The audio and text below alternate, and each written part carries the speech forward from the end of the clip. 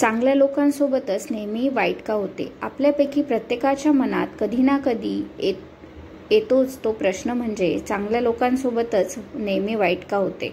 आपण पाहतो की जे लोक प्रामाणिक असतात, इतरांना मदत करतात, जे सत्य आणि नीतिमत्तेने वागतात, त्यांनाच अनेकदा आयुष्यात कठोर संकटांचा, दुःखांचा सामना करावा लागतो.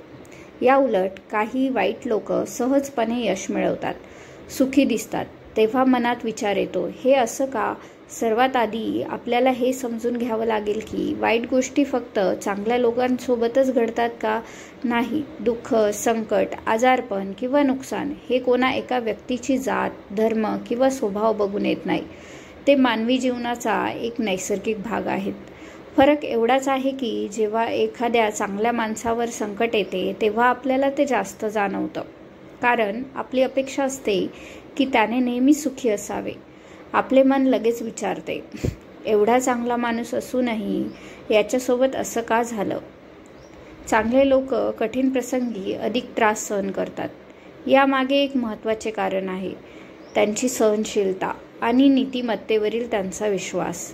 वाईट लोक अनेकदा तडजोड करून, चुकीच्या मार्गाने जाऊन किंवा इतरांवर अन्याय करून संकटे टाळतात.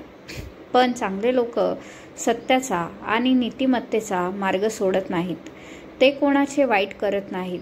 त्यामुळे त्यांना अडचणींशी लढण्यात जास्त वेळ लागतो, पण याच लढ्यातून त्यांचा चांगुलपणा अधिक सिद्ध होतो. सोने तापल्यावरच ते अधिक शुद्ध होते, नाही. जेव्हा आपल्यावर संकट येते तेव्हा आपण ते दोन प्रकारे पाहू शकतो. पहिले, माझ्यासोबतच असं का झालं? बळी पडल्याची भावना. दुसरे, या संकटातून मी काय शिकू शकतो? शक्तीची भावना.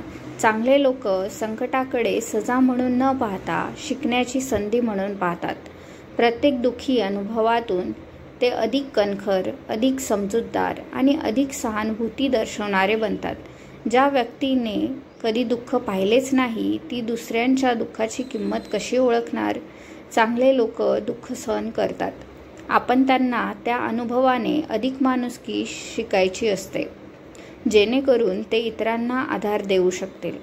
आपल्या भारतीय तत्त्वज्ञानात कर्म या संकल्पनेला खूप महत्त्व आहे. तुम्ही आज जे पेरता तेच उद्या उगवते. वाईट काम करणाऱ्यांना आज सुख दिसत असले तरी त्यांना त्यांच्या कर्माचे फळ भविष्यात नक्कीच मिळणार आहे. म्हणून चांगल्या माणसांनी वाईटाकडे पाहून निराश होऊ नये.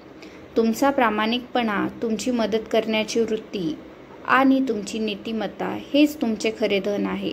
हे धन कधीच वाया जात नाही.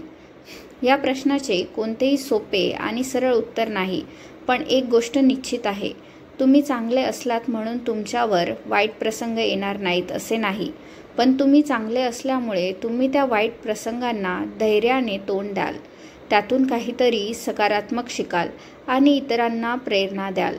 तुमचा चांगुलपणा हे तुमचं सर्वात मोठं शस्त्र आहे.